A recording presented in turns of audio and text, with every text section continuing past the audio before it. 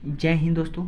आज हम लोग इस वीडियो में क्लास 10th का बायोलॉजी का वीवीआई ऑब्जेक्टिव क्वेश्चन करने वाले हैं। जो आप अगर 2025 के लिए तैयारी कर रहे हैं मैट्रिक के लिए, तो आप इस वीडियो को ज़रूर देखें और पूरे अंत तक देखें। वीडियो का एक एक क्वेश्चन आपके लिए महत्वपूर्ण रहेगा।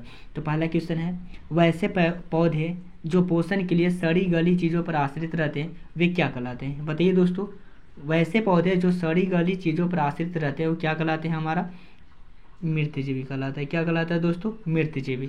इस तरह से सेकंड नंबर प्रश्न को देखेंगे हम लोग। सेकंड नंबर क्या करा है? 100 पोषी भोजन के लिए आवश्यक है। 100 पोषी भोजन के लिए आवश्यक क्या है दोस्तों? क्लोरोफिल, पहला में, बी में सूर्य का प्रकाश, सी में H2O एवं CO2, इनमें से सभी। क्या होगा दोस्तों? इनमें से सभी होगा। 100 पोषी भोजन के लिए सब उत्तरदायी है। इसी तरह से हम लोग को तीसरे नंबर प्रश्न को देखेंगे। छोटी आंत की ग्रंथियां से निकलने वाला रस क्या कहलाता है? बताइए दोस्तों, छोटी आंत की ग्रंथियों से निकलने वाला रस क्या कहलाता है दोस्तों? जफर रस कहलाता है। क्या कहलाता है? जफर रस। इस तरह से चौथे नंबर प्रश्न को देखेंगे हम लोग। वायुमंडल में कार्बन CO2 का कितना प्रतिशत है? बताइए दोस्तों, वायुमंडल में कार्बन डाइऑक्साइड कितना प्रतिशत है? तो हम लोग बताएंगे कि वायुमंडल में 0.03% कार्बन डाइऑक्साइड है। इस तरह से हम लोग 5वें नंबर प्रश्न को देखेंगे। प्रकाश संश्लेषण प्रक्रम में निम्नलिखित में से क्या नहीं होता है? बताइए दोस्तों, प्रकाश संश्लेषण प्रक्रम में निम्नलिखित में से क्या नहीं होता है? तो कार्बन डाइऑक्साइड का मुक्त होना नहीं होता है। कार्बन डाइऑक्साइड का होना आवश्यक है, मुक्त होना नहीं। इस तरह से छठे नंबर प्रश्न को देखेंगे हम लोग। इनमें किसके द्वारा अमीबा भोजन का अंतर ग्रहण करता है? बताइए दोस्तों, इनमें किसके द्वारा अमीबा भोजन का अंतर ग्रहण करता है? तो कुटपाद। क्या किसके द्वारा दोस्तों? कुटपाद के द्वारा। इस तरह से हम लोग 7वें नंबर प्रश्न को देखेंगे। इनमें से किस छिद्र के द्वारा ग्रसनी ग्रस नली से जुड़ा होता है? बताइए दोस्तों, इनमें से किस छिद्र के द्वारा ग्रसनी ग्रस नली से जुड़ा हो रहता है? तो निगल द्वार द्वारा। किसके द्वारा? निगल द्वार। इसी तरह से आगे नंबर प्रश्न को देखेंगे। ग्रहणी भाग है, ग्रहणी भाग क्या कहलाता है? बताइए दोस्तों, ग्रहणी भाग छोटी आंत कहलाता है। क्या कहलाता है? छोटी आंत। इसी तरह से हम लोग आगे नंबर प्रश्न को देखेंगे। मनुष्य के आहार नाल की लंबाई करीब कितनी मीटर होती है? बताइए, आहार नाल की लंबाई क्या होती है मनुष्य की? तो मनुष्य का आहार नाल की लंबाई 8 से 10 होता है। 8 से 10 मीटर तक होता है। इस तरह से हम लोग को आगे नंबर क्वेश्चन को देखेंगे।